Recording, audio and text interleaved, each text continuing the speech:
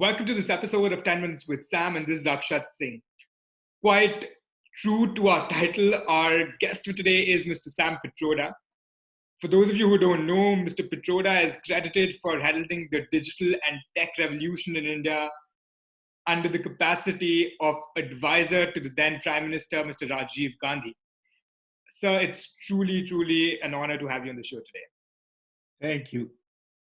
Thank you. Good to be with you. So the format of the show is fairly simple. We have about 10 minutes and we'll try covering as much ground as possible in these 10 minutes. So my first question for you is, we couldn't have expected before COVID-19 that digitalization would happen at such a rapid pace. Now, this has created a situation wherein there is a clear ridge between digital haves and digital have-nots. What do you think we can do in order to cover the distance between the two? Because we know for sure that the digital have-nots are usually people from less privileged socioeconomic backgrounds, and they will certainly face different challenges in terms of their career or skill development later on. Very good question. Mm-hmm. This has been my concern for a long time.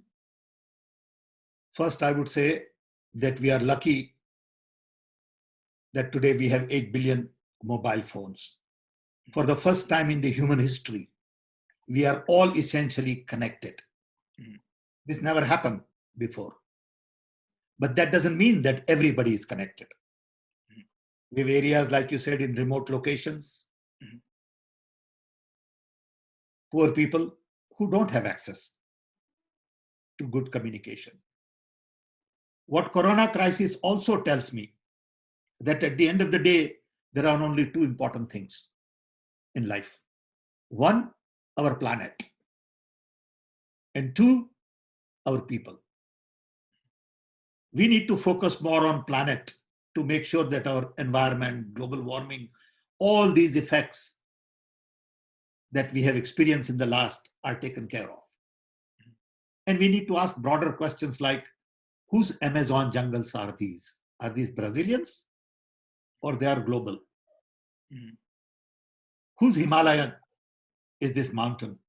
Is it India and China and other countries, or it belongs to humanity? Mm-hmm. So we need to focus on different set of priorities. Mm-hmm. And people, when we look at people, it means everybody. Mm-hmm. It means focus on inclusion, mm-hmm. minority, mm-hmm. underprivileged, mm-hmm. gender equality. There are a whole lot of issues, and we need to bring technology to everybody. Mm-hmm. We have always focused on top of the pyramid. Mm-hmm. Today, we live in an era of surplus. We can produce anything mm-hmm. if we make up our mind. The question is, what is that we want to produce? Mm-hmm. So we need to produce for people who need it mm-hmm. and not for people who want it. Mm-hmm. So I think, going back to your question, we have to extend connectivity to everybody in this world to be able to take advantage of better education, better health services, better governance, mm-hmm. human development, mm-hmm. and all of that. Let's talk about ways in which we can do this, right? And my question to you then would be, do you feel that the current policy orientation of the government of India is in line with making technology more accessible? And how do you think we can make innovation more accessible to the larger masses through policy, that is? See, first of all, we must understand that connectivity brings about democratization, mm-hmm.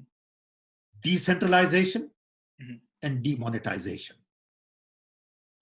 World over today, there is a serious crisis in democracy.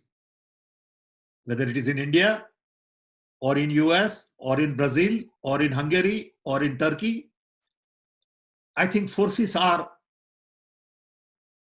working very hard to undermine democracy, freedom, and that is antithesis to connectivity. Mm-hmm. You need more democratic values, more freedom, more decentralization. And what is happening in India and other countries is exactly opposite. Mm-hmm. More centralization, mm-hmm. curbing open voice, vendetta, using social media to, ridicule people, use by design theories to promote lies, undermine human rights, and really create an environment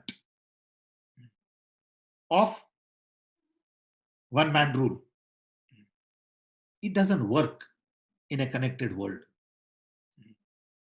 Innovation also requires decentralization, free thinking.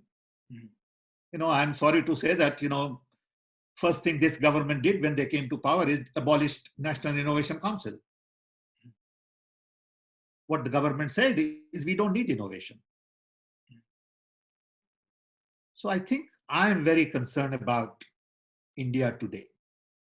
I'm equally concerned about US today. I'm equally concerned about world today. Absolutely, sir. Even without the pandemic, certain tendencies in various governments, including India and the US, have been very concerning. There has been a widespread movement to throttle democracy using digital media, which was till now seen as a decentralized force working towards democracy. The hijacking of social media, as you said, people are being bullied online, and that is extremely concerning because once we have counter narratives, they're very hard to contain.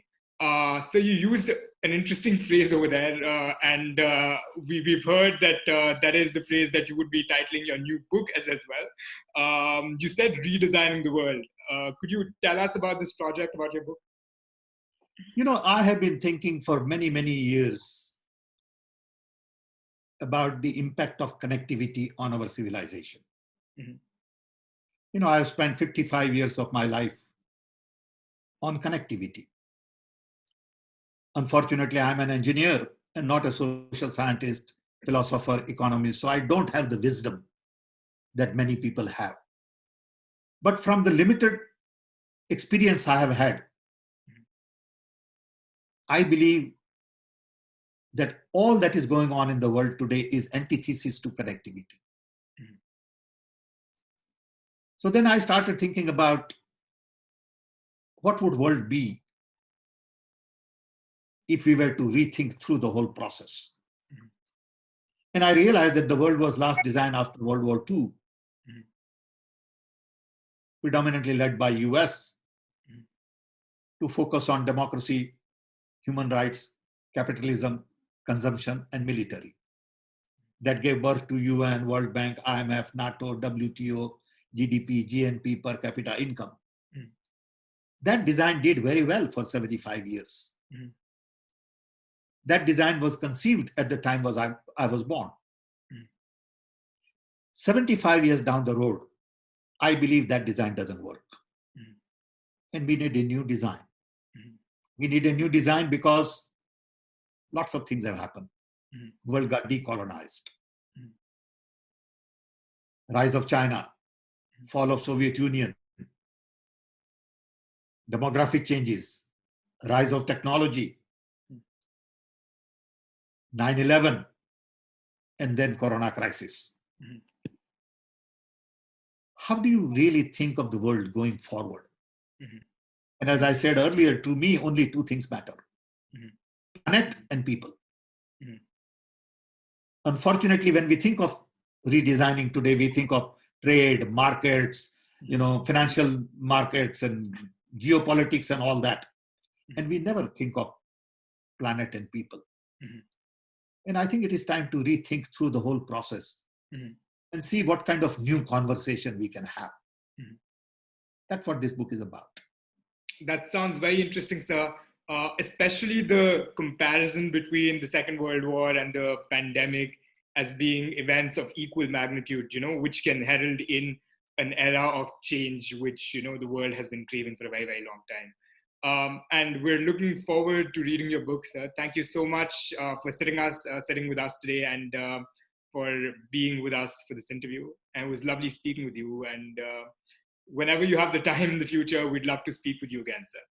Well, I'm always available. Thank you for the opportunity. Absolutely. As I told you, Tarun is an old friend. I respect him a lot. And I wish you all the best. And I'm always available to share ideas. Thank you so much, sir.